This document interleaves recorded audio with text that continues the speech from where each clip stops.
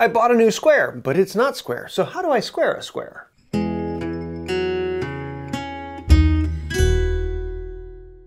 I've done a few videos recently on how to check a square, and that's brought up all sorts of comments about how do you actually square it. I know it's not square.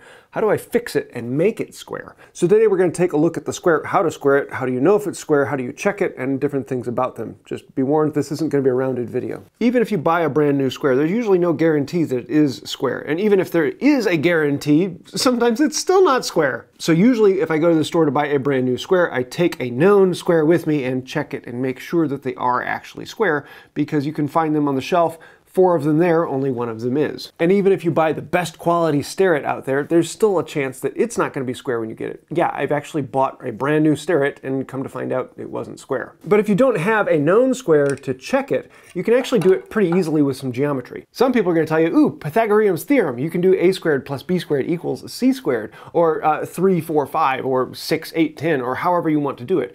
And that works really well on the bigger ones, but on the smaller ones, in practice, it doesn't work all that great. I'll use that on squares over 18 inches or so because I can lay out the measurements and get it relatively accurate. This does not have to be as accurate as this. This little one has to be really accurate because it's using over smaller distances. This one, if it's out a little bit, it's not that huge, and so Pythagorean's theorem works great for this. The easiest and fastest method is to check the square against itself.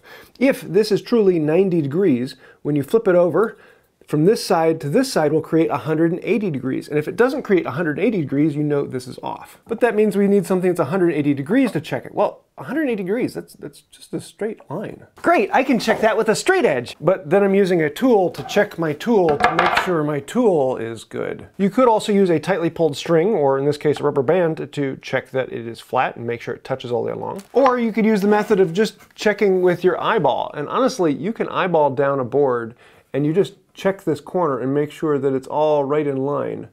And that is way more than accurate you need to check a square.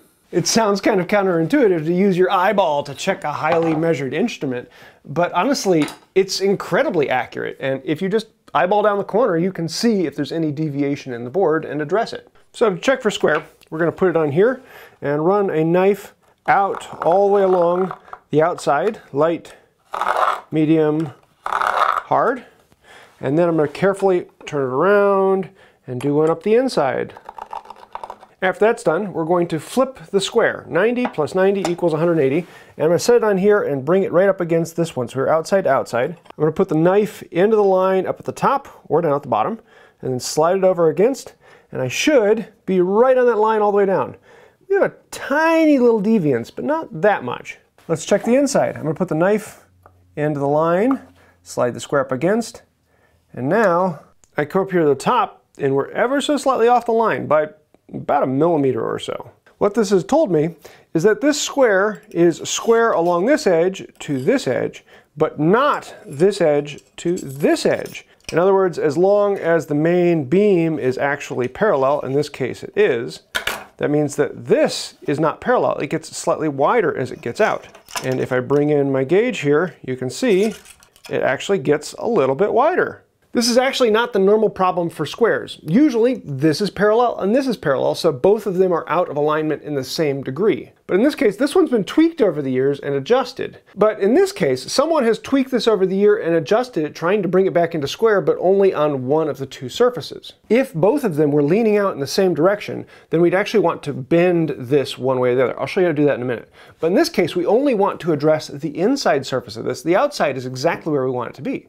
I don't generally recommend bending tri-squares because they're riveted in place. And I currently don't have a square in my shop that is out of square in that direction, so I'm going to demonstrate on this carpenter square that I have previously cut off. In this case, let's imagine that this is acute and we want to increase it and make it wider. What I actually want to do is I want to put more material at the inside of the joint.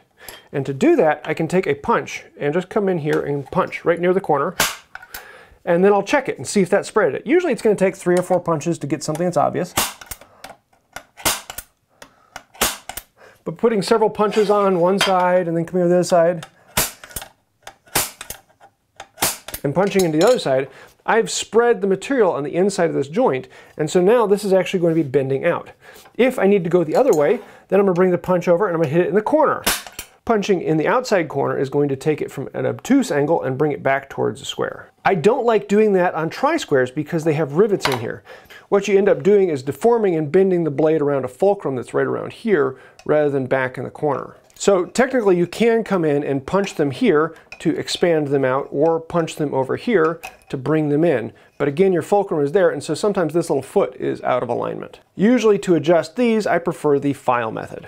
Normally I would do the adjustments in my regular vise, but I'm going to put them up here to make them a little easier to see. So I know this gets fatter out here towards the back, and that means I need to take off more material here. This is currently an acute angle, and I want to bring it back to square. So I need to take off more material on this end than this end. I'm going to start with a file, and I'm just going to do a few short passes here, just like 4, and then I'm going to do 4 longer passes, and then 4 longer passes, and then 4 longer passes. Longer. Longer. Then I'm going to come in with a finer file and just do 1 clean pass along there. Now I could take this out of the clamp, go back and check it again, or I could just bring in a square and check it this way. In this case, almost there. I'm about halfway. I can still see a little bit of light down here. It's touching down here. So let's do that all again. 1, 2, 3, 4. 1, 2, 3, 4. 1, 2, 3, 4. 1, 2, 3, 4. 1 clean stroke. Ah, hot snot. That's perfect. You can see how this now comes down and touches all together. Very satisfying. It's a very quick process, and with a file and a clamp, you can get it done in just a couple minutes. Even if I have a tri-square where it's parallel and the whole thing is bent out, I'm still going to file one side and then file the other side. I want to make sure that I'm not deforming anything. Yes, you can come in with a punch and do that, and you'll find a lot of machinists that do that. So often it just comes down to personal preference whether you punch it or file it. Generally I prefer filing, though you're going to talk to a lot of people who do really like punching it. You just got to be a little careful of it because this foot, if it's riveted, might cause you a little bit of issue. And this is my favorite part in the video, where people go and check their own squares and say, yeah, mine's out of square, let me go and fix it. And you can actually fix a square, and it's amazing how well they work when they are what they're supposed to be. And then I'm also going to get a bunch of comments like saying, how dare you say that about Starrett? Starretts are always perfect. And then I'll get a bunch of comments like, yeah, I had a Starrett that was out of square too. Because they're squares. If you drop them, they'll go out of square. If you do something to them, they'll go out of square. But if you take care of them and you're careful with them, even the cheapest ones will still stay in square. I usually don't check my squares all that often. If I drop it, I will check it. But unless it's causing me an issue, I generally don't mess with it. But I am human, and I do drop them from time to time, so I do end up checking them from time to time. That's why I have a rubber floor underneath all of the curls. So let me know, have you ever had to square a square? Have you ever found a square that's untrue? Let me know that down below, and then tell me other thoughts. If there's another way you know how to do it, let me know that as well. I'd love to hear about that. Putting a comment down below really helps us out, gets us in front of more people, helps that all-powerful YouTube algorithm. You know all about that. Thank you. Just like hitting the like, share, subscribe, or the thank you button. Or you could go even farther and join one of these fancy people over here. Those are some of the patrons on Patreon. Between patrons and members who've clicked the join button or hit the thank you, you guys really help us. You guys keep the lights on. We are completely sponsored by you. I don't do any sponsors talking about some particular brand of square. I like to say what I want to say, and thank you. If you want to help out this channel and keep us going, keep the lights on, then think about becoming a patron or a member. You know what to do. Links down there, all that stuff. I think that'll do it for now. And until next time, have a wonderful day. I am positive that you are not a square, because I will see you around. Bye.